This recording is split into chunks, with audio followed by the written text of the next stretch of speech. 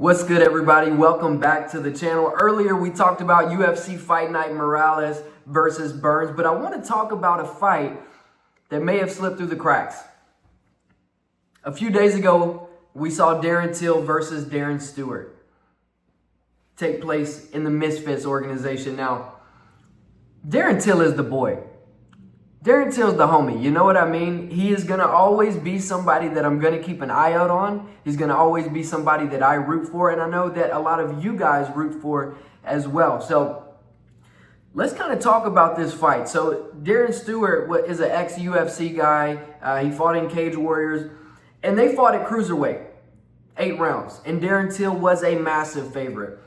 I've got some notes here, so if I look down, that's what I'm looking at. So a minus 1,200 favorite for that matter. So he was just a massive, massive favorite. Vegas really didn't see this fight going any other way. Now, Darren Stewart's last UFC fight was in 2021 against Dustin Jacoby. So just to put into perspective how long ago it was that he was in the UFC. Now, he did have his last fight in Cage Warriors in 2024, but this was his first boxing match. So let's kind of get into what I saw and let's recap this fight. So straight off the bat, Darren Till dropped Darren Stewart in the first minute of the first round. But Darren Stewart's tough, and I think that's one of his best attributes, at least in this fight. A lot of the things that I liked about Darren Till is some of the things that we've always liked about Darren Till, right? The head movement, the double jab, popping the double jab and then coming with the power left hand because he's a southpaw. Great footwork. When Darren Till would get up against the ropes, he did an excellent job with the head movement and an excellent job circling out and kind of getting out of the way and then creating angles again. So I really like to see that from Till. A few things that I don't like. He was pushed into the ropes a little too much, right? And Darren Till is more of a counter striker, isn't he? Where he'll kind of wait on guys. And sometimes other guys will be the aggressor and they'll be the ones marching forward. And so with that, Darren Till kind of got pushed into the ropes quite a bit throughout this fight.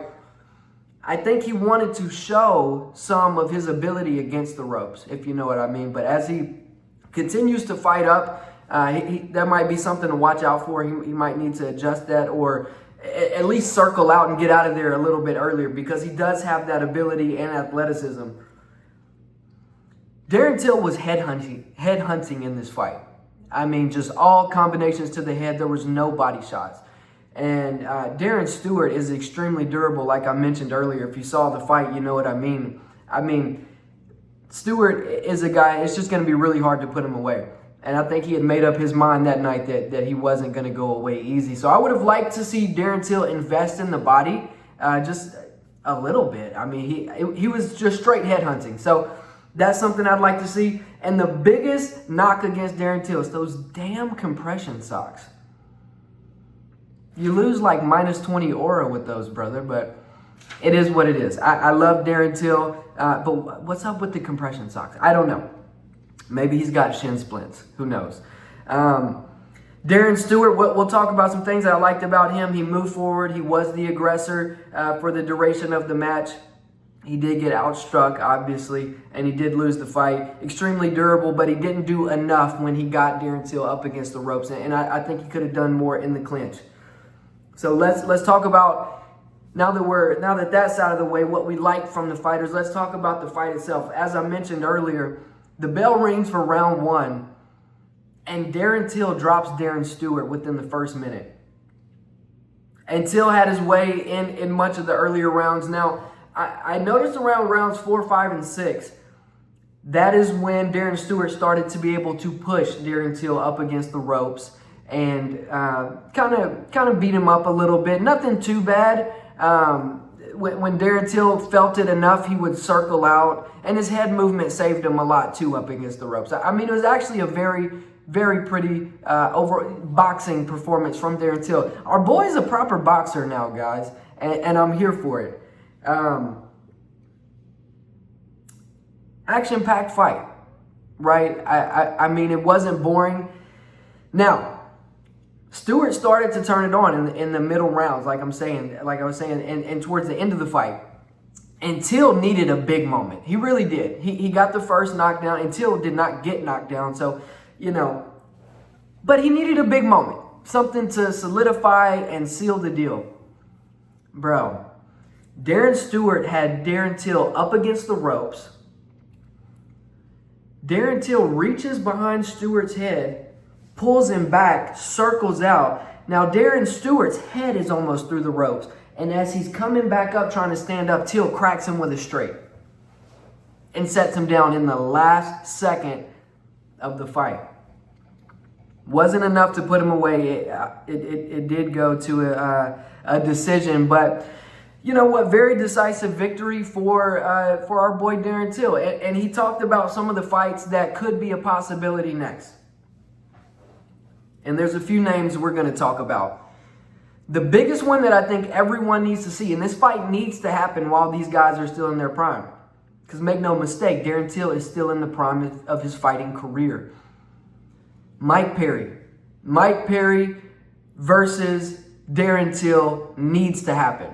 It's a fight I want to see. It's a fight a lot of you guys want to see. And I want to see it in boxing. I don't want to see it in MMA. Mike Perry has the dirty boxing stuff going on. I don't want to see it happen there. I want an outright boxing match. I think that's what needs to happen. And since the BKFC days from Mike Perry, he hasn't been doing a whole lot. As far as fighting, I know he's got the business ventures going on and hanging out with the family, and that's great. I'm a big Mike Perry fan. But this might be the fight to make.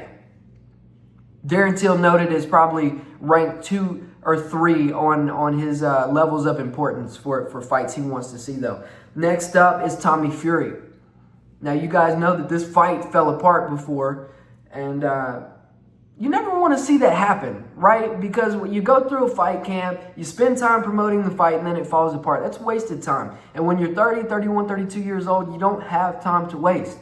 And Darren Till has made it clear he wants to fight all these guys. So he said as long as the money's right, that's a fight that he's open for. But I think the second biggest fight, if not the biggest, we could argue that this one is the biggest, is Jake Paul. Now, obviously, Jake Paul has a fight scheduled, and I expect Jake Paul to win that fight.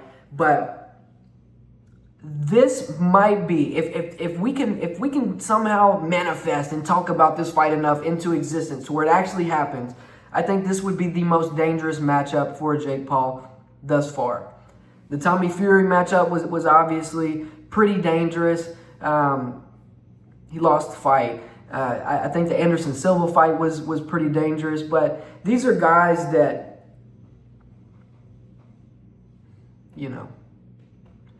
I don't think you're going to go home with a broken jaw fighting these guys. But anyways, that's neither here nor there. I think the Darren Till fight is a great fight for Jake Paul, and I think it's going to really test his abilities. I think it might be the most talented athlete that he's fought so far.